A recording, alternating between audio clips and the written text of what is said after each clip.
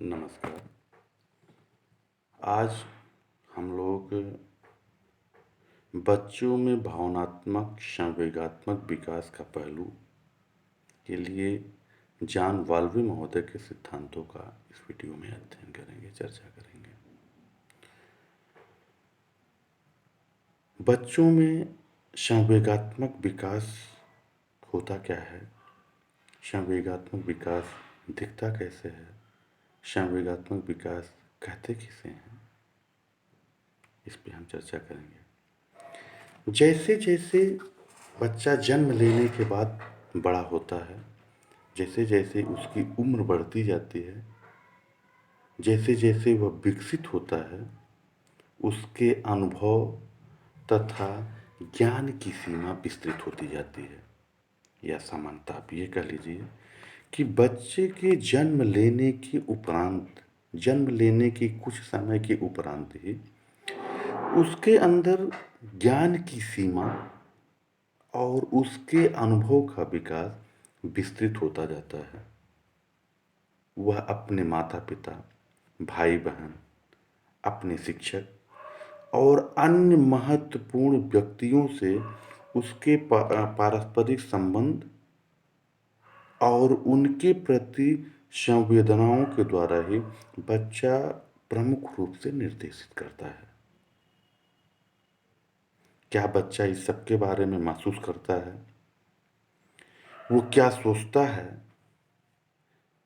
क्या वह इनकी उपेक्षा करता है? क्या उनसे स्नेह का भाव रखता है? क्या वह अपनी छोटी बहन या भाई से ईर्ष्या करता है? ये सभी पक्ष या कह सकते हैं कि ये सभी भावनात्मक पक्ष को दर्शाते हैं। ये सभी क्वेश्चंस बच्चे के अंदर उसके भावनात्मक पक्ष को, उसके संवेगात्मक पक्ष को पूर्ण रूप में दर्शाते हैं। उसके इमोशंस को शो करते हैं कि वह अपने माता-पिता, अपने भाई-बहन, अपने बहन, अपने शिक्षक से वो किस तरह से उनसे या किस तरह से उनके सामने उनके सामने अपनी संवेदनाओं को निर्देशित करता है। ये सब उस बच्चे की भावनाओं को पूर्ण रूप में प्रकट करते हैं, पूर्ण रूप में अभिव्यक्त करते हैं। अगर कोई भी बच्चा अपने किसी भी घनिष्ठ व्यक्ति से या कहिए किसी भी व्यक्ति से प्रेम, स्नेह या इस तरह की संवेदनाओं को अगर बच्चा व्यक्त करता है, तो स्वाभाविक है कि वह धनात्मक संवेग कहलाता है। और अगर उसके अगेंस्ट, उसके विपरीत अगर देखिए कि बच्चा किसी भी व्यक्ति के सामने अगर ईर्ष्या करता है, घृणा करता है, उसके सामने क्रोध अभिव्यक्त करता है, जैसे संवेगों को प्रकट करता है, तो वहाँ उसे हम ऋणात्मक संवेग कहते हैं या कह सकते हैं कि सकारात्मक और नकारात्मक संवेग कहते हैं, मीन्स धनात्मक और ऋणात्मक संवेग भी हम कहते हैं।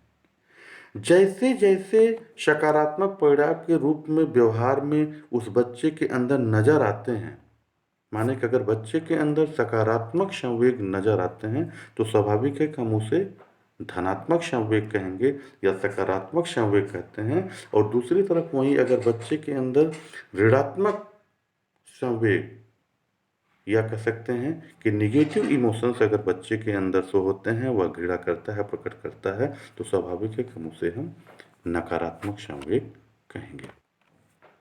अब हम चर्चा करते हैं कि संवेगात्मक विकास को प्रभावित करने वाले तत्व कौन-कौन से हैं? या आप ये कह लीजिए कि बच्चे के संवेगात्मक विकास को ऐसे कौन-कौन से तत्व हैं जो उनको पूर्ण रूप में प्रभावित करते हैं? इसमें पहला होता है वंशानुक्रम।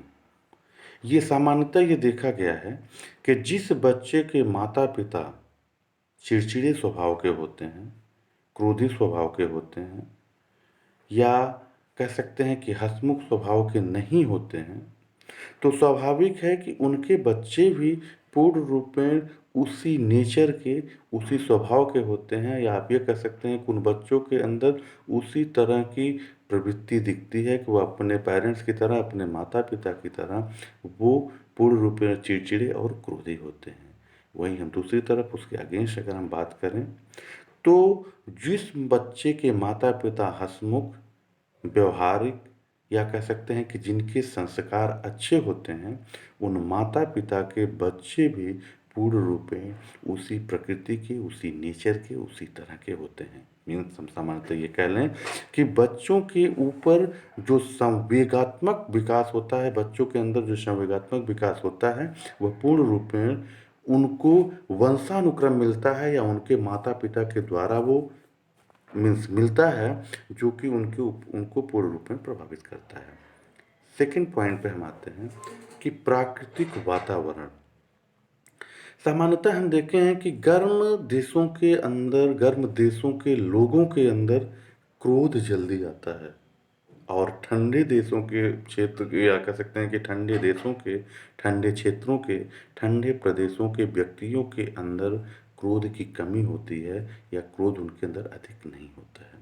सामान्यतः ये ऑब्जर्वेशन किया गया है, देखा गया है कि गर्म क्षेत्र के लोग या जितनी भी आत्महत्याएँ जैसी कुकृत्य घटनाएँ घटती हैं, वहाँ ऑब्जर्वेशन किया गया है या देखा गया है, ये जाना गया है कि वो गर्म प्रदेशों में आत्महत्याओं जैसी कुकृतियाँ ज़्यादा दिखती हैं और ठंडे प्रदेशों में ये परसेंटेज कम होता है। ऐसा नहीं कि ये चीज़ें एकदम जस्ट अगेंस्ट होती हैं, बल्कि आप देखें अगर अनुमान लगाएँगे, दोनों में तुलना करेंगे, तो वहाँ गर्म प्रदेशों के लोगों के अंदर या गर्म प्रदेशों में ऐसी घटनाएँ ज़्यादा घटती हैं और ठंडे प्रदेशों में, ठंडे देशों में इस तरह की घटनाएँ कम घटती हैं। इसके बाद आता है सामाजिक वातावरण। जिस समाज में सुरक्षा, शांति और सुव्यवस्था होते हैं, उनके बच्चों का संवेगात्मक विकास उचित गति से होता है और संवेगों को नियंत्रित करने की क्षमता होती है। मीन्स आप ये कह सकते हैं कि जहाँ पूर्ण रूप में सुरक्षा होती है, पूर्ण रूप में शांति होती है, किसी तरह की कोई दुर्व्यवस्था नहीं होती है, किसी तरह का सामाजिक वातावरण गंदा नहीं होता है, मीन्स कि एक अच्छा वातावरण, अच्छा माहौल होने की स्थिति में बच्चे के अंदर जो संवेगात्मक विकास होता है, जो संवेग होता है, वह पूर्ण रूप में उचित गति के साथ या उचित विकास उनके अंदर होता है। नेक्स्ट पॉइंट पे हम आते हैं, पारिवारिक संबंध। सामान्यतः ये देखा गया है कि गैरिसन महोदय ने कहा है कि जिस परिवार में शांति, सुरक्षा तथा आनंद का साम्राज्य होता है, वहाँ पर बालक भी संवेगात्मक रूप से संतुलित होते हैं। या आप ये कह सकते हैं कि जिस परिवार में बालकों को सहानुभूति, प्रेम और व्यवहार, आदर जैसी चीज़ें मिलती हैं, वो परिवार के बालक के सभ्य, सुशील और प्रसन्नचित्त होते हैं। या आप ये कह लीजिए कि जिस परिवार में सहानुभूति, सज्जनता, अच्छे संस्कार, प्रेम और आदर मिलता है, उस परिवार के बच्चों को देखें तो उस परिवार के बच्चों के अंदर देखें कि वो सुशील और प्रसन्नचित्त होते हैं। लेकिन वहीं अगर दूसरी तरफ देखें कि झगड़ालू वातावरण जैसे परिवार के बच्चे के अंदर देखें, तो उसके अंदर क्रोध और अपराध जैसी प्रवृत्ति पूर्ण रूप में दिखती है। सामान्यतः आप ये कह सकते हैं कि जिस बच्चे का पारिवारिक वातावरण जिस तरह का होगा, परिवार के अन्य व्यक्ति, परिवार के अन्य सदस्य जिस तरह के होंगे, स्वाभाविक है कि उन बच्चों के अंदर उसी तरह की प्रवृत्ति, उसी तरह की आवृत्ति उन बच्चों के अंदर विकसित होगी। नेक्स्ट पॉइंट पे हम आते हैं, आर्थिक स्थिति। सामान्यतः देखा जाता है कि जो बच्चा आर्थिक रूप से कमज़ोर परिवार का होता है, या आप ये कह लीजिए कि जो बच्चा निर्धन परिवार का होता है, वह पूर्ण रूप में उस परिस्थिति में होता है कि वह उच्च या कह सकते हैं कि धनाढ्य परिवार के बच्चों से ईर्ष्या करने लगता है। वहीं उसके अगेंस्ट अगर देखें कि जो धनाढ्य परिवार का जो एक मीन्स आर्थिक रूप से स्ट्रांग, आर्थिक रूप से मजबूत परिवार का जो बच्चा होता है, वह उस गरीब परिवार के बच्चों को हीनता की भावना से देखने लगता है, या आप ये कह सकते हैं उसके अंदर उसी तरह का संवेग विकसित हो जाता है। नेक्स्ट पॉइंट पे हम आते हैं, स्वास्थ्य पर। जिस बच्चे का स्वास्थ्य ठीक होता है, उसके अंदर संवेगात्मक विकास अच्छी गति के साथ और यह कह सकते हैं कि धनात्मक संवेग का विकास होता है। वहीं अगर देखें कि जिस बच्चे का स्वास्थ्य अच्छा नहीं होता है, स्वास्थ्य उसके ठीक अच्छी तरह से नहीं होते हैं, वो पूर्ण रूप में स्वस्थ नहीं होता है, तो स्वाभाविक है कि उस बच्चे के अंदर चिड़चिड़ापन, क्रोध, ईर्ष्या, इस तरह के विभिन्न तरह के संवेग उसके अंदर विकसित होते हैं।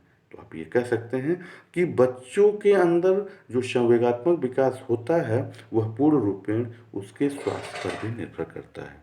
धन्यवाद। हम इस वीडियो में अपने शब्दों को इसी पर समाप्त करते हैं।